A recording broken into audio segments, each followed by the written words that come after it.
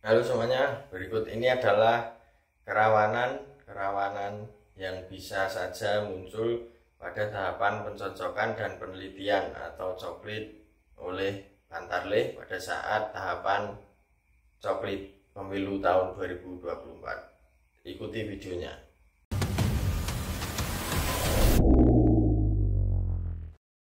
Yang pertama adalah Pantarlih bisa saja tidak mendatangi pemilih secara langsung ya.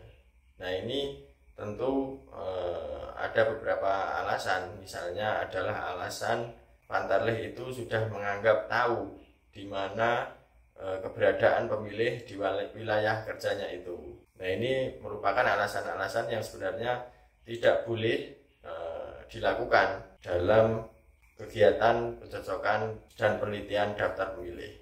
Karena mengapa?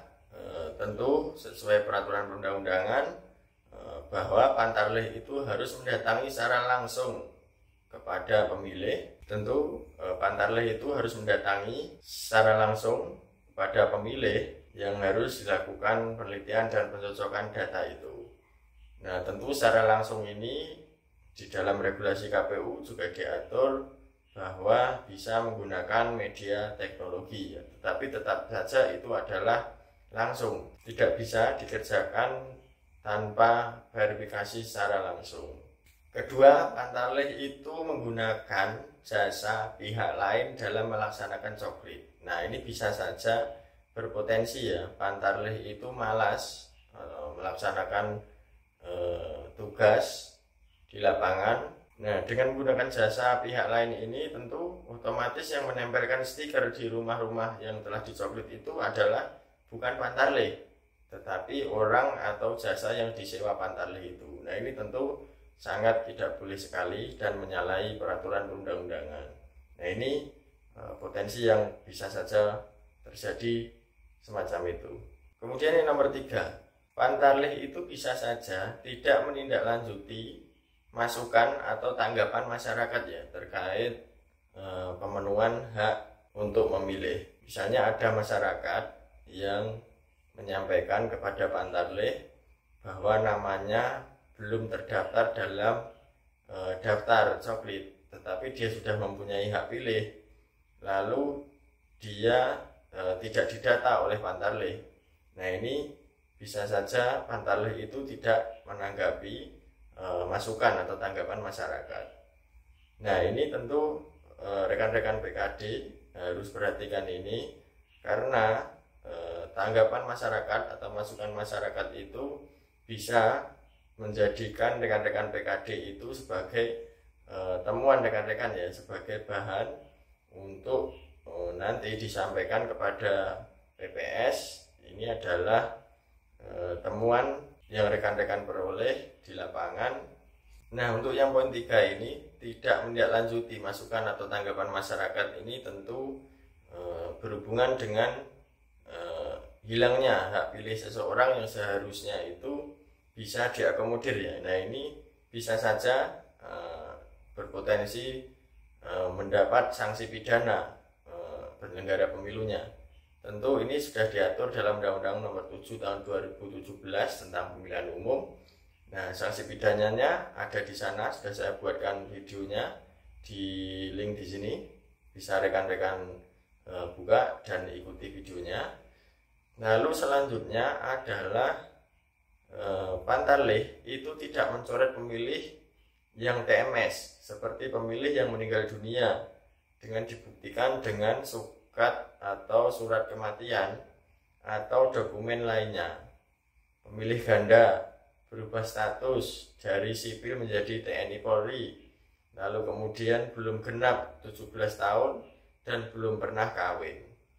Nah ini tentu Pantarlih harus teliti terhadap itu. Juga rekan-rekan harus teliti saat mengawasi di lapangan. Saat ini mungkin rekan-rekan sedang menjalankan uji petik, maka rekan-rekan hendaknya peroleh data atau temuan yang nanti akan dijadikan sebagai bahan untuk menjadi masukan dalam rekapitulasi atau pleno dalam penyusunan daftar pemilih, tentu di tahapan setelah tahapan coklit ini selesai.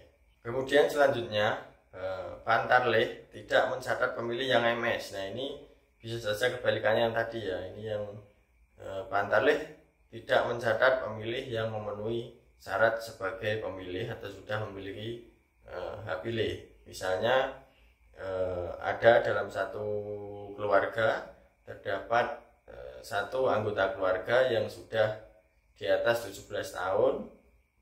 Tentu mereka seharusnya sudah mendapat hak untuk memilih dan harus dicatat sebagai pemilih baru.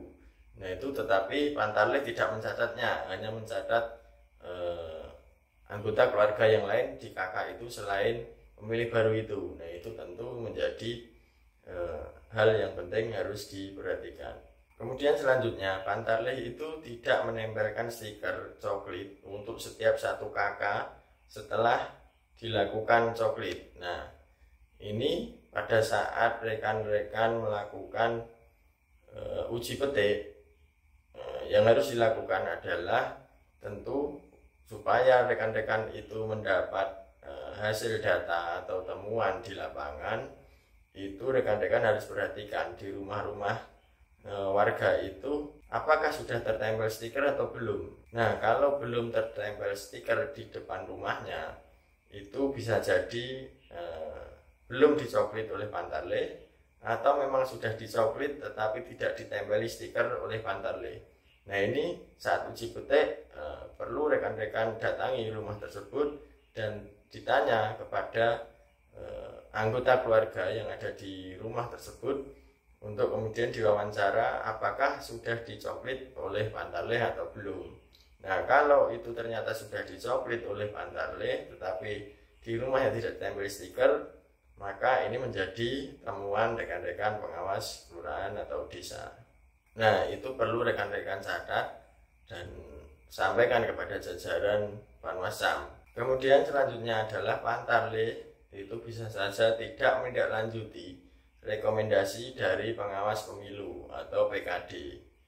Nah setelah adanya temuan tadi pada saat uji petik misalnya rekan-rekan lakukan, tetapi sudah disampaikan kepada Pantarlih atau PPS, namun ternyata tidak ada tindak lanjut, itu harusnya rekan-rekan buat formulir model A lalu sampaikan kepada jajaran Panwaslu kecamatan untuk dijadikan saran perbaikan atau masukan di jajaran PPK.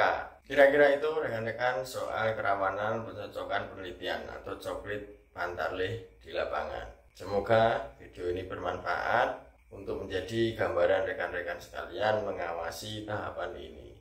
Salam sehat. Assalamualaikum warahmatullahi wabarakatuh.